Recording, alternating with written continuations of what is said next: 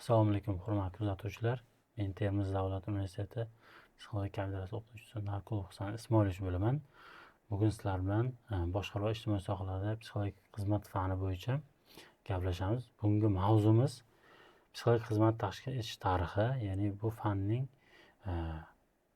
xizmatning o'sha kelib chiqish tarixi, bunga ehtiyojlarning sezilishi oqibatida qaysi ehtiyojlarning yuzaga kelganligi va shu asosda shuning psixologik xizmatning tashkil etishiga ehtiyoj sezilgani haqida ma'lumotlar bo'lishamiz.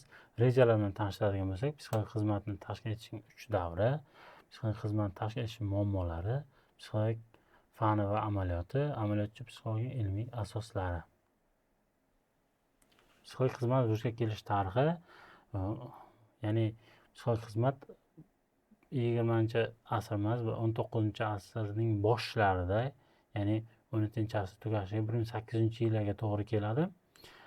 Amerika Qo'shma Shtatlarida shakllana boshlagan AQShning birinchi amaliyotchi psixologlar, ya'ni o'z-o'zini tarbiyalash muammosini o'rgangan eksperimental psixologlar edilar. Ya'ni bu fanning rivojlanishiga, bu fanning alohida shakllanishiga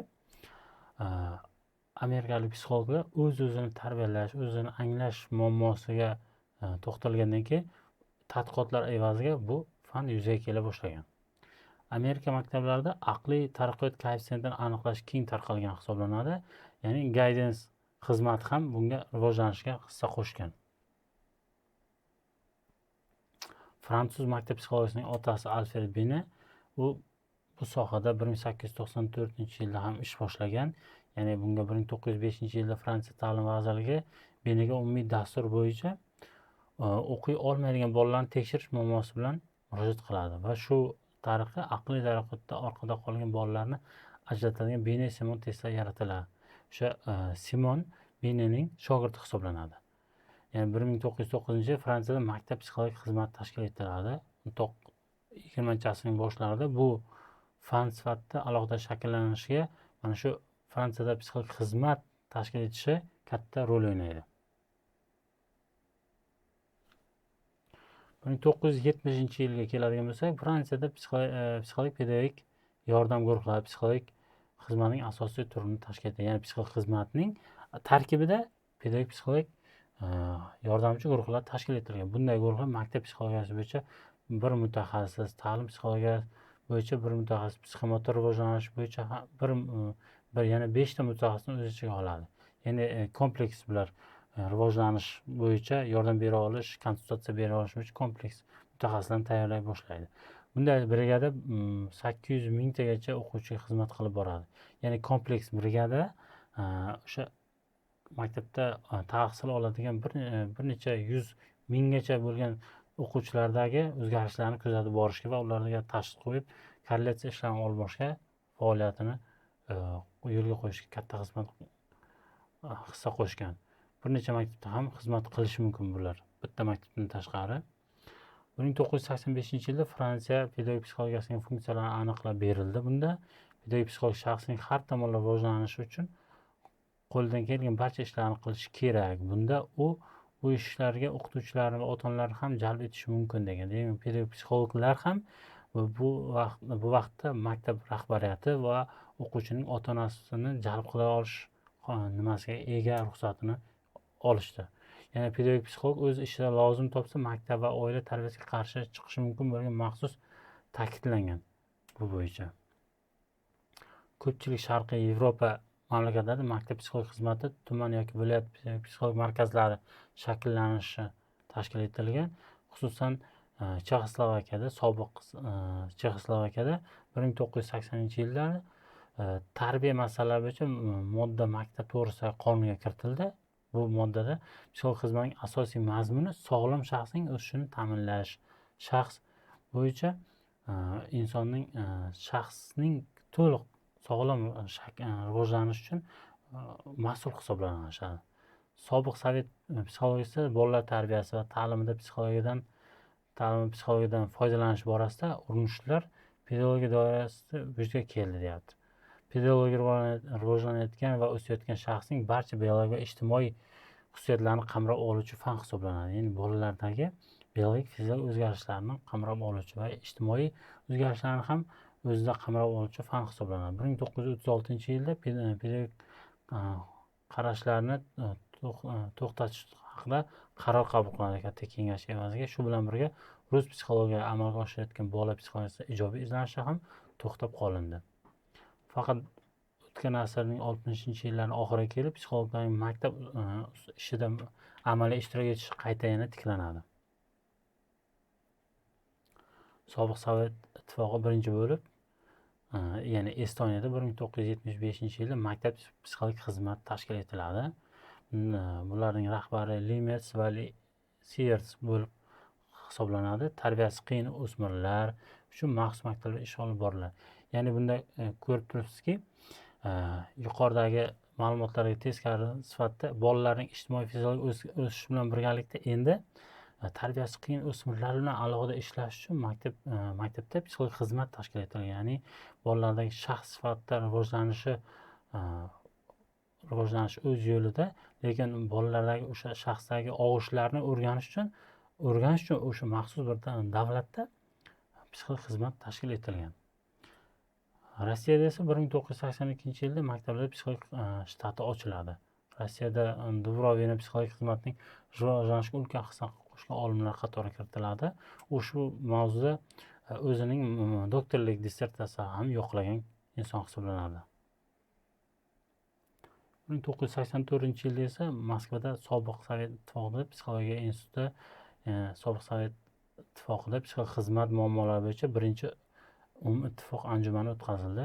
Ya'ni sobiq Sovet ittifoq davlatlari umumiy anjuman o'tkaziladi Moskvada. Ya'ni psixologik xizmatning muammolari, ulardagi yuzaga kelayotgan kamchiliklar, ulardagi dasturlardagi ba'zi bir yuzaga kelgan to'siqlarni yechish uchun katta anjuman tashkil etiladi. Bu anjumanda yetakchi oliygoh psixologlari, olimlari ishtirok etadi va o'sha muammolarni anjumanda o'sha psixologik xizmat seksiyasini ham olib boriladi. O'z sho'basi ham o'z ishini olib boradi va bunda yuzaga kelgan kamchiliklar, yutuqlar haqida ma'lumot almashiladi.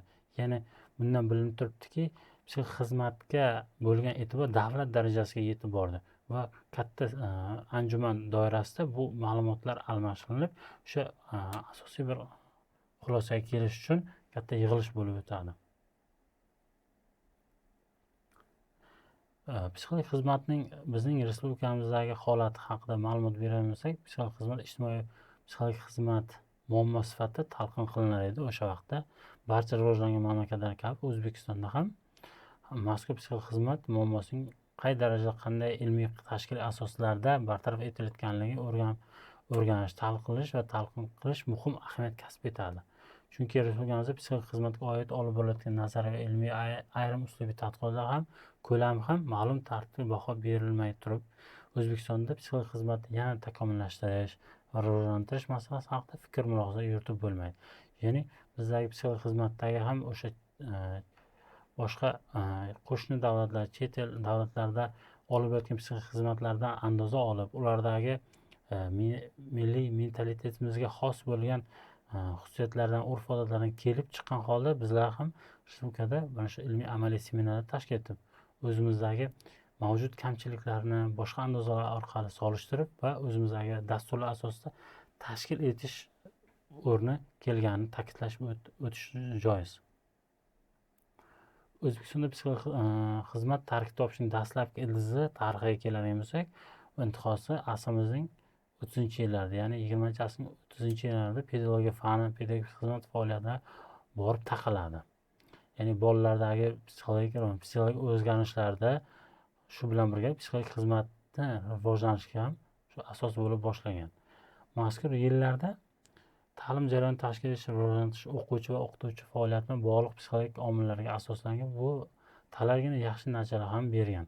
Biroq afsuski o'sha davrda sobiq ittifoq mafkurasi va xalq ta'lim tizimi o'rtasida paydo bo'lgan ayrim obyektiv va subyektiv ziddiyatlar bu oqimi umumta'lim maktablari uchun muhim ahamiyat kasb etgan pedagogik xizmat ildiziga bolt urdi. Ya'ni ba'zi bir qarashlar sobiq sovet sotsialistik tuzumining qarashlari, idealistik qarashlari o'sha psixologik xizmatimizni bizda rivojlanishda keskin to'xtalishlarga olib kelgan. Rasmiy tarzda yo'qqa ham chiqarilgan desak mubolag'a bo'lmaydi. O'zbekistondagi umumta'lim tizimi bilan bog'liq izlanishlar, tadqiqotlar to'xtab qolgani yo'q. Shu bilan birgalikda Ivanov, Chudnovskiylar va Davletov va Vohidovlar ham bu qator ilmiy va metodik tavsiyalar maktablarga psixologik xizmatni tatbiq etish uchun yaratilgan. Ma'lum darajada bularning psixologik xizmatning rivojlanishiga asos bo'ldi desak mubolag'a bo'lmaydi.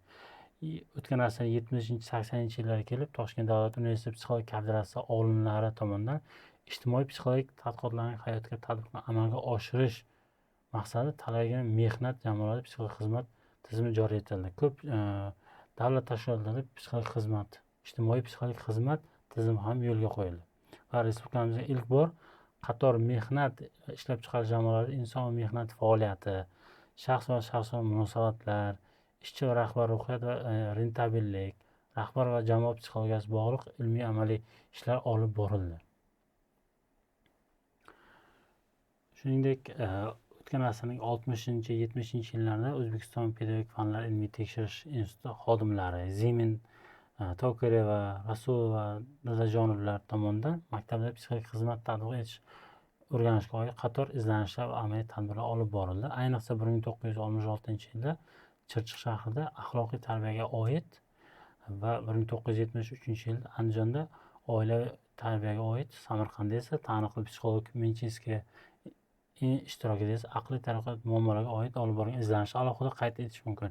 Mana ko'ryapsizlarki, Estoniyada tashkil etilgan psixologik xizmat shaxsdagi ayrim og'ishlar, ya'ni o'smirlardagi tarbiyasi og'ir o'smirlarni o'rganish bo'yicha tashkil etilgan psixologik xizmat O'zbekistonda ham mana shu tarbiyasi qiyin o'quvchilarni ham o'rganishga asos bo'lishi uchun psixologik xizmat maktablarda tashkil etishiga asos bo'ldi desak mubolag'a bo'lmaydi. 1989-yilda ham O'zbekistonda amaliyot psixologlarning yetishmasligi, kadrlarning yetishmasligi evaziga Nizomiy davlat Toshkent davlat pedagogika institutida esa amaliyot psixologiya tayyorlash fakulteti ochiladi. O'zbekistonda psixologik xizmatning rivojlanishida Davletjon, G'oziyev, Botirahmon Qodirov, Shomarov, Karimova, Baratova, Sattorova, Ismoilova, Nishonovalar, shu Haydarovalar va boshqalar ham o'zining katta xizmatini qo'shgan. Ya'ni maktab ta'lim tizimida o'sib kelgan yosh avlodda ta'lim tarbiyaning to'liq samarasini ko'rish uchun ular o'z asarlarida, o'z dasturlarida ishlab chiqqan dasturlar asosida ma'lumotlar almashishga va xizmatni yo'lga qo'yishga katta sababchi bo'lgan olimlar hisoblanadi. 1998-yilda esa Baratov ta'lim tizimida ishlab chiqarishga psixologik xizmatni tashkil etishning psixologik xususiyatlari mavzusida o'zining doktor dissertatsiyasini ham yo'qlagan hisoblanadi. Psixologik xizmatning asosiy vazifasi tadqiqot ishlari, amaliy ishlari va tashviqot ishlaridan iborat 3 ta vazifadan iborat. Ya'ni bu uchala tizim ham o'zining alohida tizimiga ega, o'z vazifalariga ega. Bunda ilmiy tadqiqot vazifasi birinchi o'quvchilar shaxsining shakllanish muhim muammolari, ta'lim tarbiyaning psixologik asoslarini o'quvchilar bilan o'qituvchilar va maktab psixologlari bilan o'qituvchilar o'rtasidagi o'zaro ta'sirini hamda maktab psixologining etikasini o'z ichiga oladigan vazifa hisoblanadi.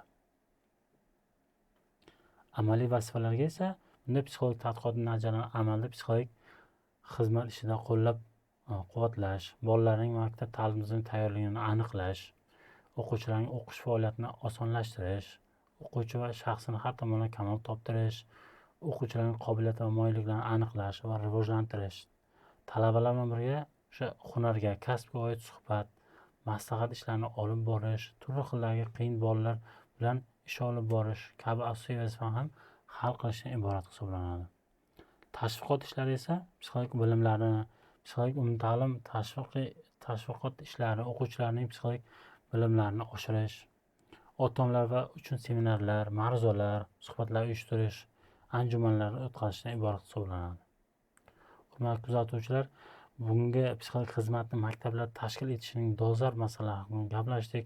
Ulardagi yuzaga kelayotgan o'zgarishlar, O'zbekistonda ham bir necha muammolar duch kelayotgan va o'sha muammolarni yuqorida sanab o'tgan olimlar o'zining asarlarida ishlab chiqqan dasturlar asosida bartaraf etishga hissa qo'shgan olimlarimiz sanab o'tdik.